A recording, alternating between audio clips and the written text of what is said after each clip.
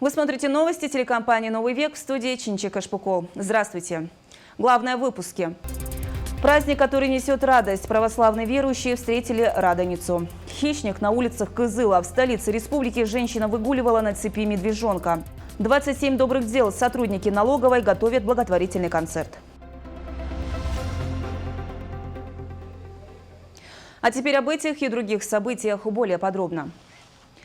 Православные верующие отмечают Радоницу или Родительский день. 9-й день после Пасхи традиционно посвящен поминовению всех усопших. В храмах прошли торжественные богослужения. А верующие, согласно обычаям, стараются посетить в этот день кладбище, где покоятся близкие. На могилах зажигают свечи и молятся. Название праздника переводится со старославянского как «радость», и церковь в этот день призывает христиан думать не о смерти, а о вечной жизни. Радоница – праздник радости из-за ушедших из земной жизни, но вселившихся в жизнь вечную, из-за живых, получивших надежду бессмертия. С 21 апреля в Туве проходит отчетная кампания республиканского правительства об итогах деятельности органов исполнительной власти в 2016 году. По поручению главы Тувы Шалбана Караула вице-премьеры и министры в течение предстоящей недели на встречах с общественностью рассказывают, над чем они работали, отвечают на вопросы жителей и выслушивают замечания и предложения. Отчет о проделанной работе членов правительства прошел в необычном формате. Присутствующим продемонстрировали фильм. Минувший год для жителей Тувы однозначно был знаковым. Как в отчете прозвучало, приоритетами года стали сокращение ненужных расходов, наращивание собственной доходной базы. Особое внимание уделялось поддержке местных товаропроизводителей. В 2016 году реализация проекта «Одно село, один продукт» продолжилась, и стартовал проект «Каштаг для молодой семьи». Его цель – помочь молодым селянам до 30 лет с детьми организовать семейные животноводческие фермы. Им передается 200 голов овец, строится зимняя стоянка, дом и кошары для скота. Ключевыми мероприятиями являлись изменение маршрута Тувинского участка федеральной автодороги М54 «Енисей», реконструкция аэропортового комплекса «Кызыл», терапевтического корпуса республиканской больницы, реализация мер по развитию овцеводства и козоводства, северного оленеводства и табунного коневодства. Естественно, мы уже наметили дорожную карту. Сейчас член правительства на протяжении 3 дней уезжают в различные суммоны, собирают пожелания, наказы, смотрят на то, что удалось, как реагируют жители на то или иное. Такие вещи, как строительство дорог, строительство садиков, детских школ и других учреждений. На отчете правительства присутствовали работники в отрасли связи и информатизации. Вопросы и пожелания коснулись самых разных сфер и отраслей. По проекту «Безопасный город», строительство детских садов, об установке опорного пункта полиции в «Спутнике», о кабельном и цифровом телевидении. Министр информатизации и связи рассказал о проекте МФЦ для бизнеса. В Туве запланировано открытие 10 универсальных окон для предоставления около 300 услуг малому и среднему бизнесу. В сфере электронных услуг Тува является передовиком в России. Хорошо, что есть чему читаться, да, значит, работа шла, работа проделана большая, но причем, повторюсь, да, что мы подчеркнули то, что несмотря на то, что много достижений, еще необходимо сделать очень много, потому что республика, находится в стадии активного развития, да. В 2017 году правительству республики предстоит внедрить систему проектного управления в органах исполнительной власти. В течение года запланирована реализация 18 проектов. Кроме того, планами правительства Республики Тыва предусмотрены мероприятия в рамках заявленного на уровне России Года экологии, а также инициативы главы республики по проведению в регионе Года молодежных инициатив. И, как пообещали представители власти, пожелания жителей не останутся без внимания. Диана Баемгуз, Буян Аюн, Эрес Ховалы, телекомпания «Новый век». Минтруд подсчитал стоимость индексации пенсий работающим пенсионерам. Она может обойтись в 170-200 миллиардов рублей. Об этом заявил журналистам глава Минтруда Максим Топилин, пишет «Российская газета». По его словам, такая сумма является очень серьезной, поэтому Минтруд будет взвешивать этот вопрос. Ведомство уже прорабатывает вопрос индексации пенсий работающим пенсионерам. Однако пока приоритетом остается индексация пенсий неработающим пенсионерам. Индексация пенсий работающим пенсионерам прекращена в 2016 году. Пенсионный фонд оценивал собственную экономию по итогам прошлого года от этого решения в 25 миллиардов рублей. И о курсах валют. Доллар стоит 56 рублей 8 копеек, а евро 60 рублей 85 копеек. Эта история похожа на заезженную шутку про стереотипы иностранных туристов о России. Якобы по улицам городов гуляют медведи. Вот только в Кызыле эта шутка перестала быть шуткой. Накануне в Государственный комитет по охране объектов животного мира и водных биологических ресурсов Тувы поступило сообщение о том, что на одной из улиц Кызыла ходит женщина с медведем на цепи. Женщину с диким животным тут же доставили в Госкомохотнадзор. В ситуации, откуда взялся дикий зверь в столице, разбиралась наша съемочная группа.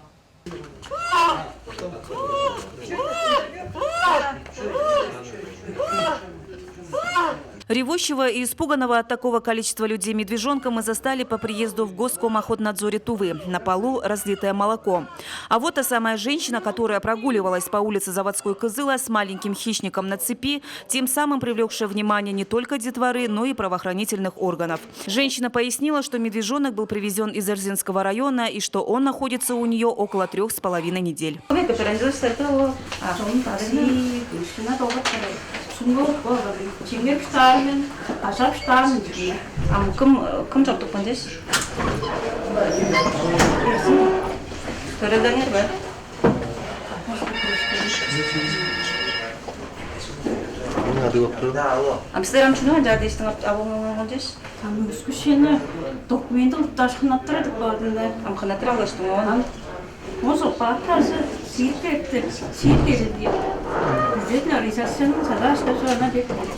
Сотрудники ведомства отмечают, что на вид детенышу бурого медведя 2-3 месяца. И, скорее всего, медведицу убили браконьеры. Они его, скорее всего, убили, мать. Ну кто вам этого медведя дал? Почему я такая страшная, да? Нет, ну люди убили, а куда им девать? Привезли медвежонка. Кто вот вам привез, Катчика? Такси привезли. Как такси? Кто-то человек конкретно ведь вам дал? Позвонили, я Ну как, сумочки забрала. просто вас ведь кто-то знал, просто так не могли ведь вам отдать. Вы скрываете это, между прочим. Видимо, браконьеры просто-напросто добыли, подняли самку медведя с берлоги, ее незаконно отстреляли, а медвежат все-таки, скажем так, не поднялась рука отстрелить. И, видимо, для какой цели передан был этот медвежонок в руки данной женщины, то есть непонятно. В отношении задержанной уже составлен административный протокол по части 1 статьи 8.37. Это транспортировка диких животных без соответствующих документов. Стоит отметить, что медвежонок был тут же изъят и передан на передержку общественной организации помощи бездомным животным. Дальнейшая судьба дикого зверя уже решена. В настоящее время, то есть вот именно сейчас медвежонок находится на передержке, то есть в одном из приютов, у руководителя одного из приютов города Кызыла, и мы подготавливаем, помогаем, то есть Госкомохотнадзор Тувы помогает как раз-таки составить и подготовить все необходимые ветеринарные заключения, как раз-таки документы на транспортировку данного медвежонка в один из заповедников Красноярского края. Специалисты Госкомохотнадзора поясняют, что медвежонок отправится в заповедник уже в эти дни и под контролем охотоведов Тувы. Информация о том, как попал маленький хищник к женщине, еще выясняется. Отметим, что на территории Тувы охота на бурого медведя в весенний период этого года разрешена с 10 апреля по 8 июня. Популяция бурого медведя в республике свыше 3000 особей. Чинчика Шпукол, Буян Наюн, Игорь Стародумов, телекомпания «Новый век». Сейчас сделаем небольшую паузу на рекламу, а после нее продолжим.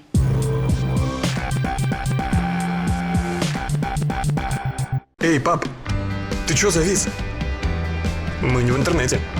А цены как в интернете. Дачные скидки в РБТ.ру. Так, стиральная машина Канди с загрузкой до 6 килограммов всего за 11 990 рублей. РБТ.ру. Как быть, если срочно нужно квартиру, дачу купить или по кредиту меньше платить? Банки процентом не балуют, а какие-то вообще не жалуют. У нас есть решение. Кредит под залог от Восточного. Хорошее предложение. 8 800 100 ровно 7 100. ПАО КБ «Восточный». Пластиковые окна всем. 2 47 47. Город окон. Закупаем лом черных и цветных металлов по высоким ценам. Оплата сразу. Кахем 94. Район аптека управления. 923 384 38 78. Фабрика «Зонт» изготовит индивидуальную мебель. От эскиза до установки из искусственного камня с фотопечатью на любом материале. Быстро и качественно. Горная 28 635 04.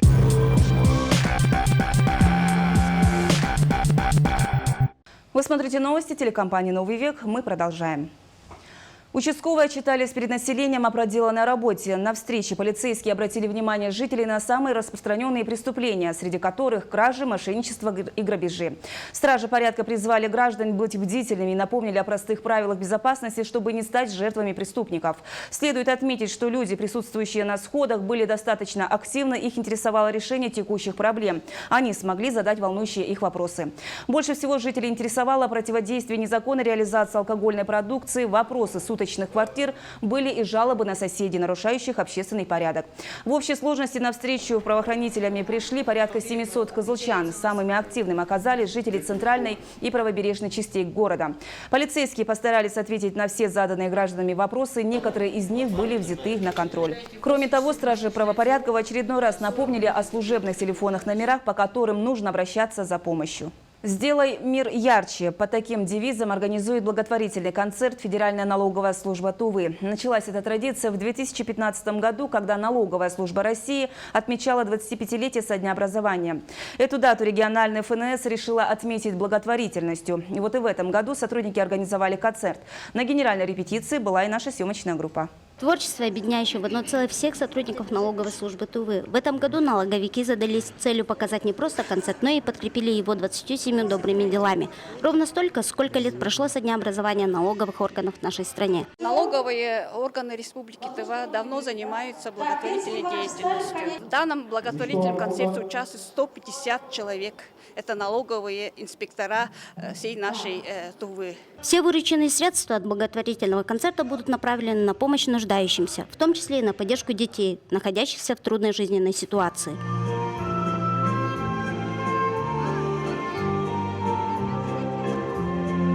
Благотворительный концерт – это лишь одно из мероприятий в рамках акции «27 добрых дел». Помимо него налоговики продолжат помогать людям, и на сегодня добрых дел накопилось немало. К примеру, донорство, благоустройство территорий, оказание помощи ветеранам Великой Отечественной войны. А благотворительный концерт, который пройдет в музыкальном драмтеатре 28 апреля, станет кульминацией акции. Но на этом череда добрых дел не заканчивается, говорят организаторы, и призывают не отказывать в помощи тем, кто в ней так нуждается. Чинчисамбуга, Буян, телекомпания «Новый век».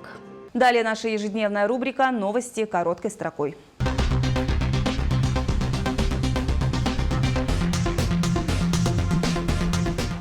Министерство топлива и энергетики Тувы сообщает, что в Турахиме Туджинского района полностью восстановлена подача электроэнергии. 23 апреля были устранены неполадки в блоке управления основной дизельной станции. Из-за аварийной ситуации электроснабжение поселка велось за счет резервных генераторов по определенному графику. Отмечается, что все генераторы в Турахиме работали еще с советских времен. Каждый из трех выработал нормативный ресурс как минимум дважды. В настоящее время в тот же ведутся строительные работы по возведению новой дизельной электростанции. 1 000 000 георгиевских ленточек, отправленных в почти 90 стран мира, дали старт ставшей уже международной акции. Для большинства георгиевская ленточка стала символом борьбы с фашизмом и проявлением экстремизма и является символом победы. Раздавать георгиевские ленточки в России в этом году будут более 50 тысяч волонтеров. Отмечается, что акция только началась, а ленточек уже не хватает почти во всех странах. В школах Тувы создают сеть кадетских классов для подготовки детей к поступлению в Кызылское президентское кадетское училище. Для этого в каждом районе республики будет открыт кадетский класс. Классы будут работать под эгидой Кызылского президентского кадетского училища и строят образовательный процесс с учетом его требований. С его помощью они должны стать для сельских учителей площадками изучения и внедрения у себя тех высоких образовательных стандартов, которые действуют в училище, наглядными примерами повышения общего уровня обучения в периферийных школах. Кадетские классы откроются в районных центрах с 1 сентября. Регионы Сибири попали в антирейтинг по количеству подделок. Красноярский край и Кузбасс названы субъектами с самым большим количеством фальсификатов в магазинах. Такие данные приводятся в докладе Государственного совета России о национальной системе защиты прав потребителей.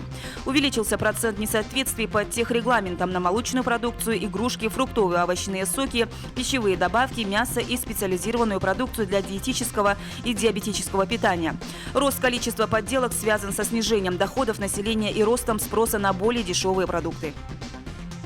В Туве введен особый противопожарный режим. Он будет действовать с 24 апреля по 14 мая. Контроль за соблюдением режима возложен на Госкомитет по лесному хозяйству Тувы. В период действия особого режима некоторые дополнительные требования пожарной безопасности становятся обязательными. Это прежде всего запрет на пребывание граждан в лесах и въезд в них транспортных средств, за исключением лиц, выполняющих работы по противопожарному обустройству лесов, а также запрет на разведение костров, сжигание сухой растительности, отходов и мусора в лесах и так далее.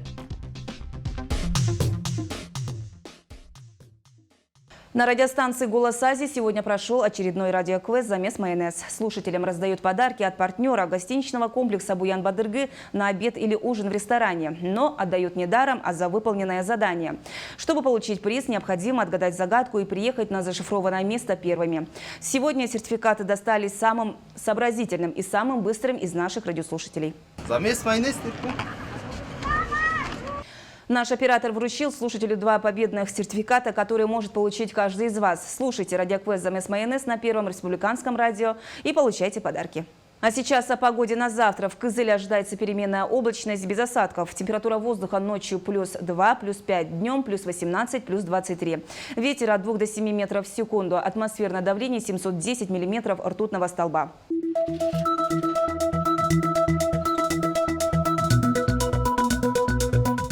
По сообщению Гисметео, в предстоящие сутки в Туране погода облачная, без осадков. Температура воздуха утром +6 градусов, днем +9, +14. В Арадане облачно, без осадков. Температура воздуха утром +6 градусов, днем +9, +13. На Полке погода пасмурная, временами моросящий дождь. Ветра нет. Температура воздуха утром +5 градусов, днем -2, +3. В Танзибее пасмурно, временами дождь. Температура воздуха утром +7 градусов, днем +5, +10. По всей трассе проводятся дорожные работы и проезд удовлетворительный. На этом у меня все. Выпуск новостей также смотрите на YouTube-канале Тувинская единая служба информации. Эфир же продолжит программа «Патруль». До свидания.